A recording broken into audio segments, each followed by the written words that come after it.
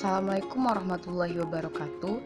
Perkenalkan, kami dari kelompok 7 Kesehatan Mental dan Perilaku Kerja kelas A yang beranggotakan Nada Ambon Suri, Nastasya Syahila, Alivia Putri, dan Feby Yolarani. Nah, pada video kali ini kami akan memberikan penjelasan sedikit tentang quality of work life pada karyawan. Sumarsono tahun 2004 mendefinisikan quality of work life sebagai salah satu pendekatan sistem manajemen untuk mengkoordinasikan dan menghubungkan potensi sumber daya manusia dalam organisasi sebagai suatu upaya pimpinan untuk memenuhi kebutuhan anggota maupun organisasi secara simultan dan terus-menerus.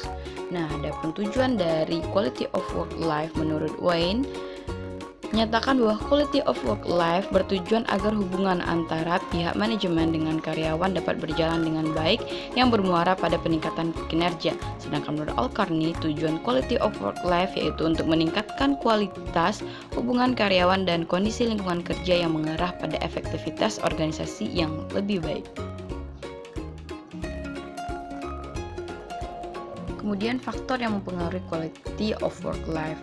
Terdapat 8 faktor utama yang dapat mempengaruhi kualitas kehidupan kerja karyawan menurut Walton. Yang pertama ada gaji yang adil dan cukup. Yang kedua keadaan pekerjaan yang aman dan sehat. Yang ketiga peluang untuk mengembangkan kapasitas dimiliki oleh karyawan. Yang keempat terdapat kesempatan untuk berkarir. Yang kelima interaksi sosial antar organisasi. Yang keenam ada hak-hak karyawan. Yang ketujuh ada keserasian antara kehidupan kerja dan kehidupan di luar pekerja. Dan yang kedelapan ada relevansi sosial dalam kehidupan kerja.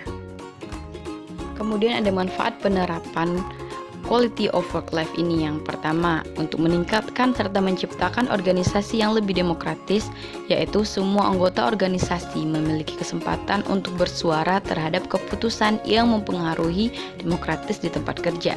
Yang kedua, membagikan gaji karyawan secara adil. Yang ketiga, menegakkan hak-hak pegawai serta meningkatkan keamanan kerja dengan meningkatkan vitalitas organisasional. Dan yang keempat, menciptakan program yang dapat menstimulasi perkembangan karyawan. Selanjutnya, contoh quality of work life karyawan Bank Mandiri di kantor cabang Jakarta Tanjung Priok Tawes.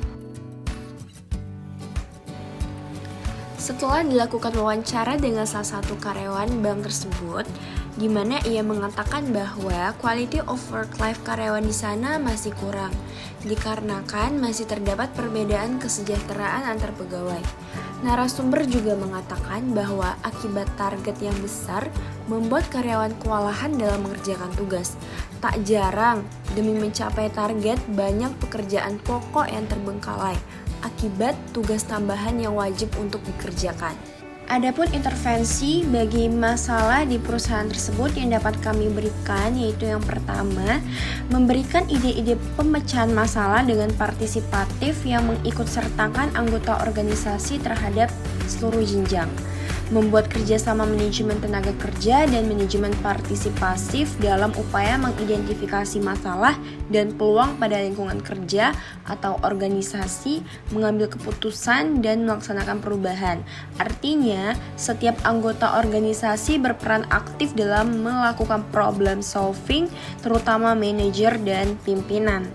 Nah, yang kedua yaitu merektrusi sifat dasar pekerjaan yang dilakukan oleh pekerja dan sistem-sistem kerja yang menjadi ruang lingkupnya, sehingga pengaturan kerja dan rangkaian kerja lebih konsisten dengan kebutuhan-kebutuhan masing-masing individu dan struktur sosial di tempat kerja. Dari pihak pimpinan menjalin komunikasi yang baik dengan karyawan sehingga pimpinan mampu memahami sifat karyawan dan membantunya dalam menyelesaikan masalah.